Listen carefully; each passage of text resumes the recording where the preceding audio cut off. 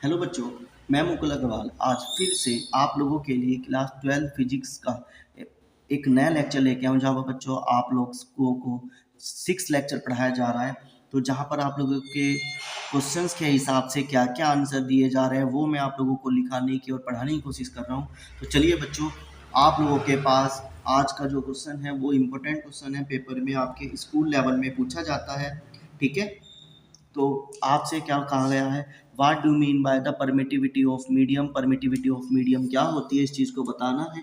तो बच्चों आप लोगों ने कुलाम्स लॉ इतने लेक्चर में मैंने आप लोगों को अब तक पिछले लेक्चर में पढ़ाया है, तो जिसका फॉर्मूला था एफ इज इक्वल टू के Q1 Q2 upon r square, जहाँ पर बच्चों के का वैल्यू होता है 1/4 पाई।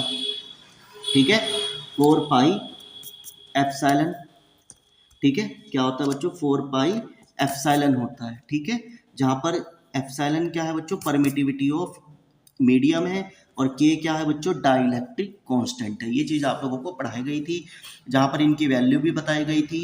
के की वैल्यू 9 × 10⁻⁹ होती है, एप्सिलॉन की वैल्यू 8.85 × 10⁻⁻12 होती है। तो बच्चों आप लोगों को बताना है परमिटिविटी ऑफ मीडियम क्या है। तो it is the property of the medium, किसी भी मीडियम की वो प्रॉपर्टी जहां पर डिटरमाइन किया जा सकता है electric force between the two charges. ठीक है, जब किसी भी मीडियम के अंदर आप दो चार्जेस को रख देते हैं और उनके बीच में यदि फोर्स जनरेट होता है, कैलकुलेट किया जा सकता है, डिटरमाइन किया जा सकता है, फाइंड फोर्स को फाइंड किया जा सकता है, उसी चीज़ को बच्चों आप लोग क्या कहते हैं, परमिटिविटी ऑफ मीडियम कहते हैं। ठीक है, उस मीडियम की वह प्रॉपर्टी जहां पर आप लोग दो चार्जेस के बीच में क्या फाइंड कर सकते हैं बच्चों, डिटरमाइन का मतलब होता है फाइंड करना भी कह सकते हैं आप लोग।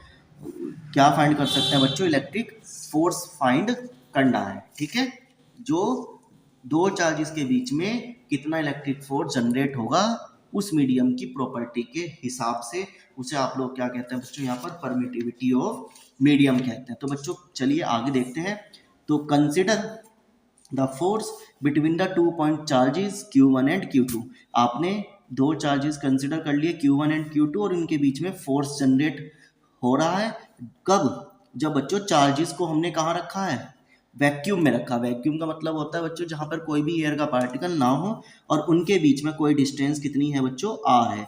तो आपने Q1 और Q2 दो चार्जेस वैक्यूम में रख दिए और उनके बीच में डिस्टेंस बच्चों कितनी ले ली, R ले ली। तो जिसका फॉर्मूला आप लोगों के पास कितना हो गया, फोर्स वैक्यूम। ठीक है, तो ये बच्चों वैक्यूम है, फोर्स वैक्यूम कितना हो गया, 1/4 pi epsilon naught Q1 Q2 upon r square. ये यहाँ पे वी रह गया बच्चों, वी लिख लेना। तो ये वैक्यूम बन गया।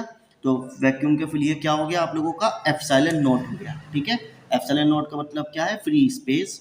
ठीक है, चलो अब आप क्या करते हैं, when the same two charges, यही दो चार्जेस आप लोगों ने बच्चों यहाँ पर कंसिडर कर लिए जिनके बीच में डिस्टेंस कितना है, सेम है, और वो किसी एक अनदर मीडियम में रखे हुए, अदर देन वैक्यूम, वैक्यूम को छोड़कर कोई भी मीडियम हो सकता है। तो आप यहाँ पे क्या लिखेंगे, F medium is equal to 1/4 pi epsilon Q1 Q2 upon r square.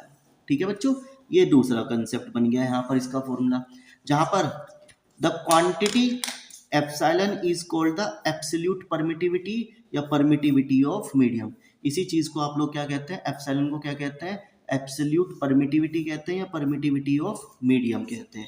ठीक है, अब बच्चों यदि हम लोग क्या करें, डिवाइड करें पहली को और सेकंड इक्वेशन को, यदि हम लोग बच्चों डिवाइड करते हैं तो आप क्या लिखेंगे, एफ वैक्यूम इज इक्वल्स, तो एफ वैक्यूम अपॉन मीडियम, और वैक्यूम का फॉर्मूला कितना था बच्चों, 1/4 pi epsilon naught Q1 Q2 upon r square, और मीडियम के लिए 1/4 pi epsilon Q1 Q2 upon r square.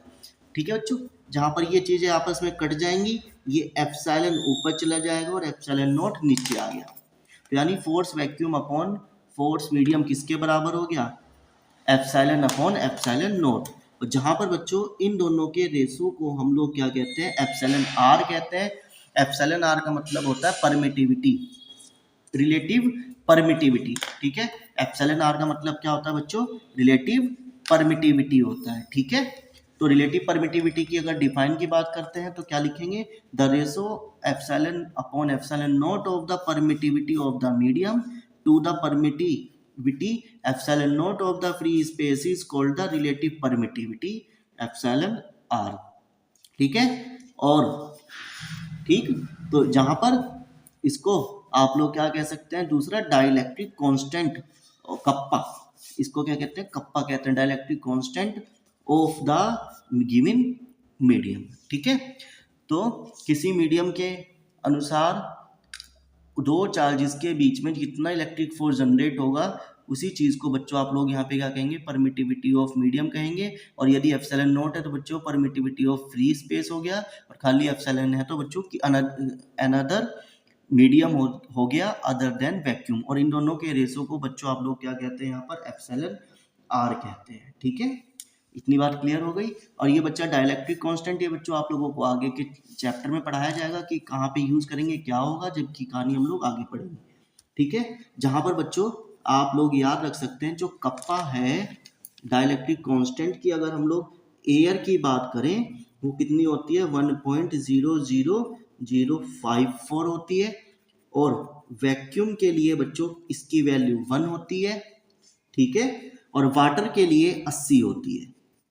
जो पानी होता है उसके लिए वैल्यू बच्चों कितनी होती है, आप लोगों की यहाँ पर 80 होती है, 80 होती है।